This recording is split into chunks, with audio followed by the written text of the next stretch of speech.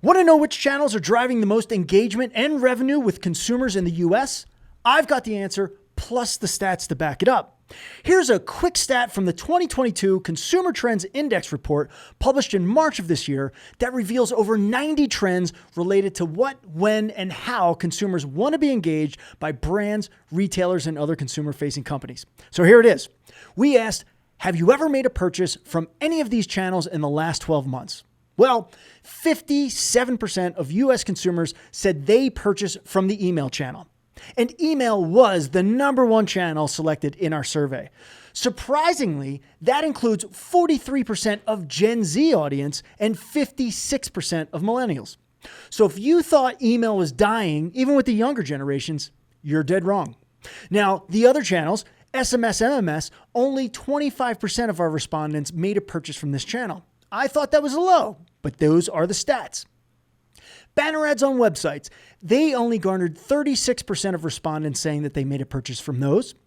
Paid social media ads did see 48% of respondents purchasing at least once in 12 months, but think about that.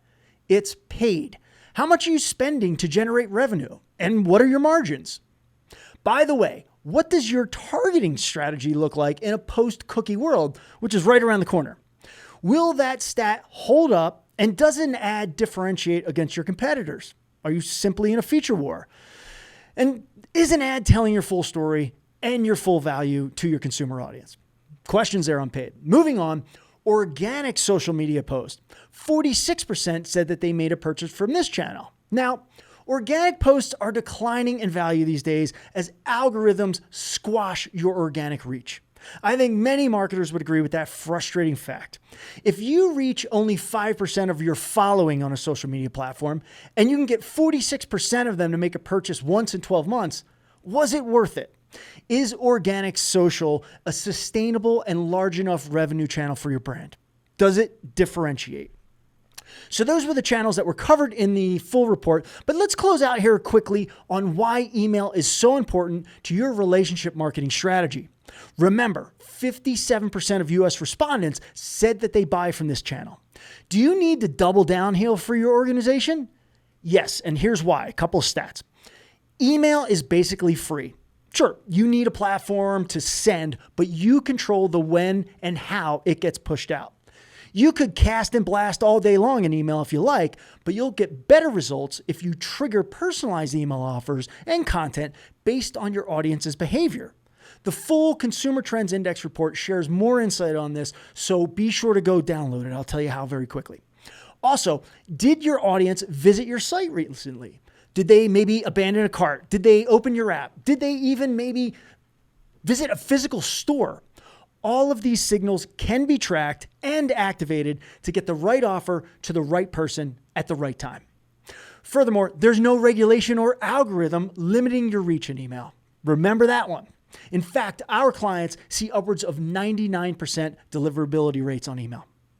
Also, but probably the biggest reason to double down on the email channel, it is super easy to personalize if you're in a conversation with your audience and you're collecting zero-party data to understand their wants and needs. That's the psychographic information that is critical to personalization.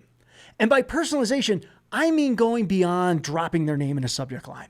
You should be using copy and phrases from topics and data insights that any given recipient has already shared with you. If you're not sure how that works, we have a resource called the Zero Party Data Playbook that's also available for free on the same URL as our full Consumer Trends Index report. So hold tight, we're going to show you how to get that. By the way, personalization in subject lines lead to huge open rates. In fact, American Airlines got 50% plus open rates using our strategy, and they had an amazing 84% conversion rate on their zero-party data survey, which led to significant increase in per head revenue. And if your subject lines are personalized, you'll get even better engagement rates inside your messaging and content within the email when it matches the recipient's wants and needs. So there you go. That's the tip for today. So go get the full 2022 Consumer Trends Index report, which outlines consumer attitudes and trends over the past 3 years from over 5,000 consumers. There are nearly 100 data points and expert advice for executing against them to help you build a better relationship marketing strategy and ultimately lift your customer lifetime value. Get to consumertrendsindex.com. Download the 90-plus page report for free, as well as access free infographics, multiple free webinars with analysis from relationship marketing experts, as well as commentary and results from brands such as American Airlines, Vans, The North Face, and many others.